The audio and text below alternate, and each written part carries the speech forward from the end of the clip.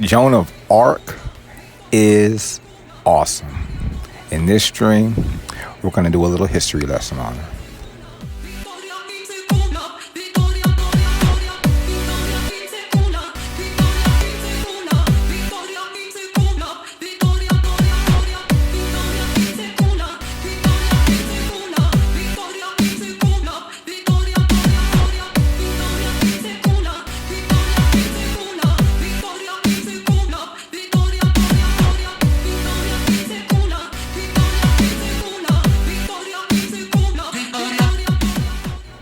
Joan of Arc was a peasant girl living in medieval France, and she believed that God had chosen her to lead France to victory in its long-running war with England. With no military training, Joan convinced the embattled Crown Prince Charles of Valois to allow her to lead a French army to the besieged city of Orleans, where it achieved a momentous victory over the English and their French allies, the Burgundians.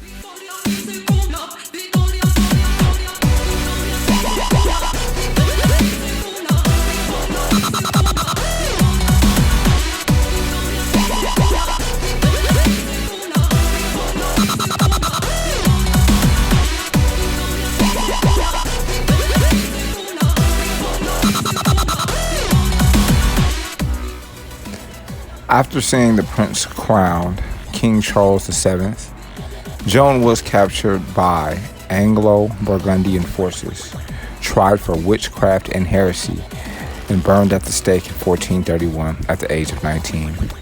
By the time she was officially canonized in 1920, the Maid of Orleans, as she was known, had long been considered one of history's greatest saints and an enduring symbol of French unity and nationalism.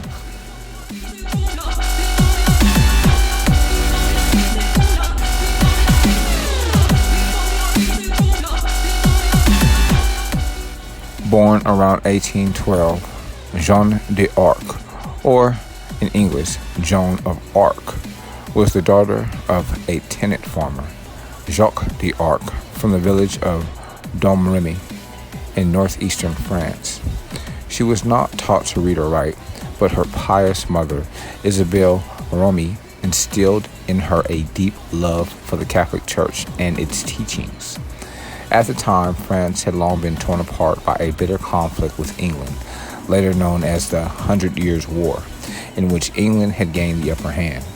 A peace treaty in 1420 disinherited the French crown prince, Charles of Valois, amid accusations of his illegitimacy, and King Henry V was made ruler of both England and France. His son, Henry VI, succeeded him in 1422. Along with his French allies led by Philip the Good, Duke of Burgundy, England occupied much of northern France, and many in Joan's village, Domremy, were forced to abandon their homes under threat of invasion.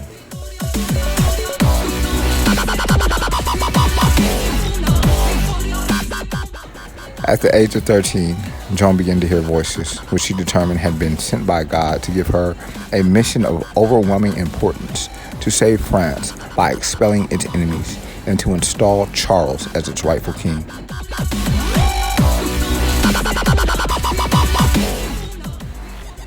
As part of this divine mission, Joan took a vow of chastity. At the age of 16, after her father attempted to arrange a marriage for her, she successfully convinced a local court that she should not be forced to accept the match. In May of 1428, Joan made her way to Vaucouleurs, a nearby stronghold of those loyal to Charles. Initially rejected by the local magistrate, Robert de Baudricourt, she persisted, attracting a small band of followers who believed her claims to be the Virgin, who, according to a popular prophecy, was destined to save France. When Baudricourt relented, Joan cropped her hair and dressed in men's clothes to make the 11-day journey across enemy territory to Chinon, site of the Crown Prince's palace.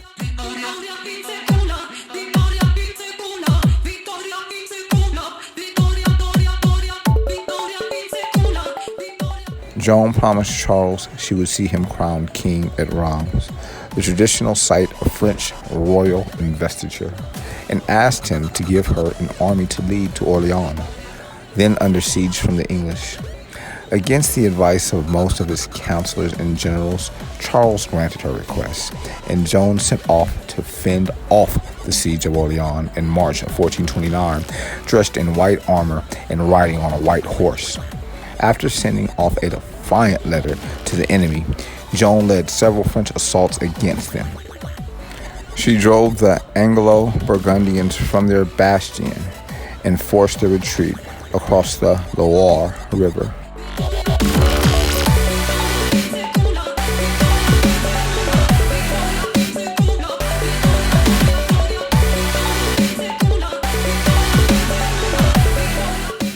After such a miraculous victory, Joan's reputation spread far and wide among French forces.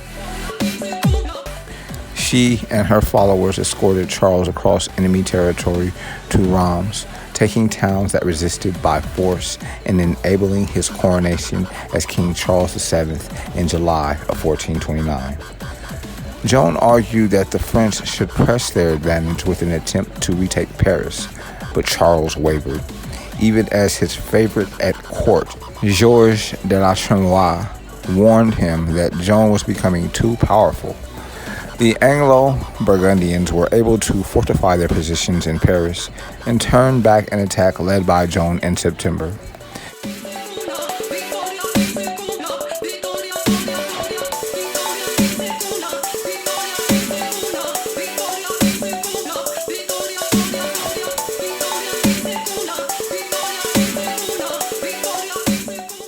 In the spring of 1430, the king ordered Joan to confront a Burgundian assault on Compiègne. In her effort to defend the town and its inhabitants, she was thrown from her horse and was left outside the town gates as they closed.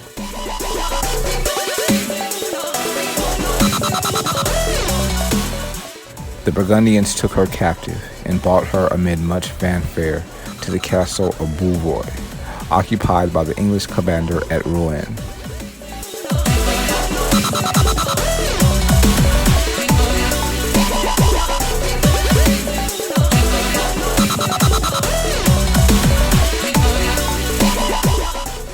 In the trial that followed, Joan was ordered to answer to some 70 charges against her, including witchcraft, heresy, and dressing like a man. The Anglo-Burgundians were aiming to get rid of the young leader as well as discredit Charles, who owed his coronation to her, and attempting to distance himself from an accused heretic in which the French king made no attempt to negotiate Joan's release.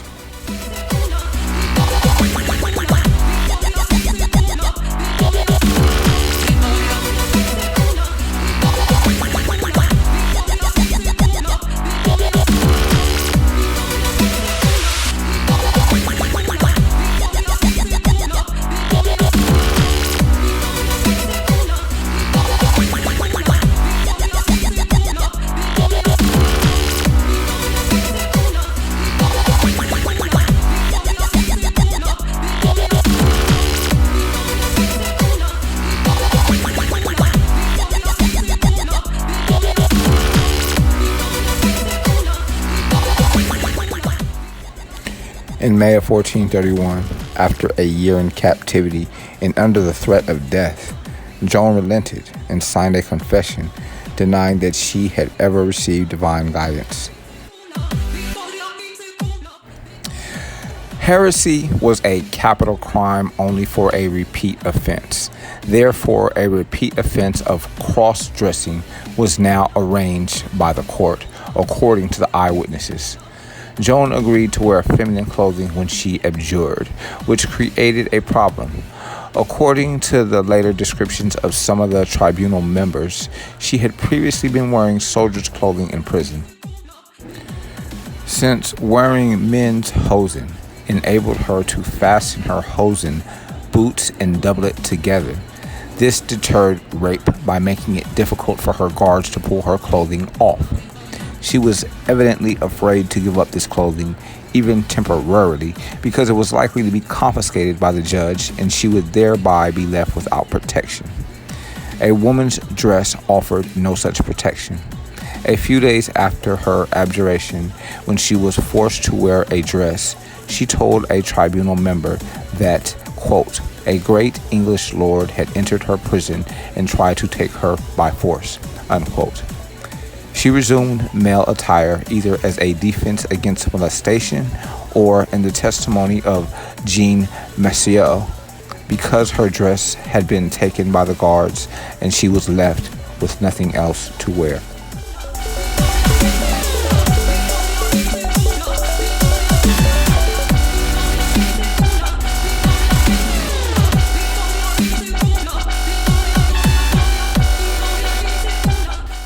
Her resumption of male military clothing was labeled a relapse into heresy for cross-dressing, although this would later be disputed by the inquisitor who presided over the appeals court that examined the case after the war. Medieval Catholic doctrine held the cross-dressing should be evaluated based on context, as stated in the Summa Theologica by St. Thomas Aquinas, which says that necessity would be a permissible reason for cross-dressing. This would include the use of clothing as protection against rape if the clothing would offer protection. In terms of doctrine, she had been justified in disguising herself as a page boy during her journey through enemy territory, and she was justified in wearing armor during battle and protective clothing in camp and then in prison. The Chronique de la Pucelle states that it deterred molestation while she was camped in the field. When her soldier's clothing was not needed while on campaign, she was said to have gone back to wearing a dress. Clergy who later testified at the posthumous appellate trial affirmed that she continued to wear male clothing in prison to deter molestation and rape.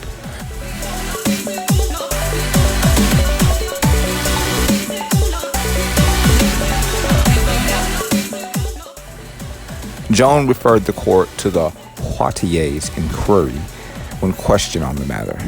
The Poitiers record no longer survives, but circumstances indicate the Poitiers clerics had approved her practice. She also kept her hair cut short through her military campaigns and while in prison. Her supporters, such as theologian Jeanne Gerson, defended her hairstyle for practical reasons, as did Inquisitor Brihal later during the appellate trial. Nonetheless, at the trial in 1431, she was condemned and sentenced to die. Boyd described Joan's trial as so unfair that the trial transcripts were later used as evidence for canonizing her in the 20th century.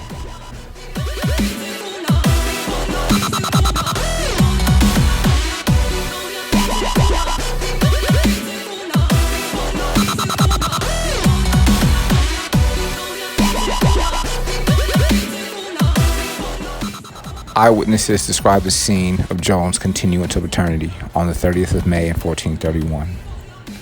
Tied to a tall pillar at Vieux-Marchais in Rouen, she asked two of the clergy, Martin Ladvenu and Isambart de la Pierre, to hold a crucifix before her.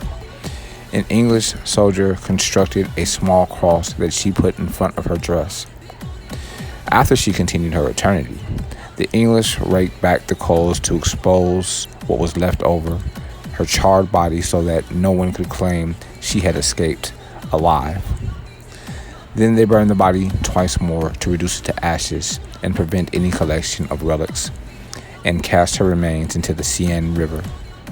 The executioner, Geoffroy the Rage, later stated that he greatly feared to be damned, for he had burned a holy woman. Victoria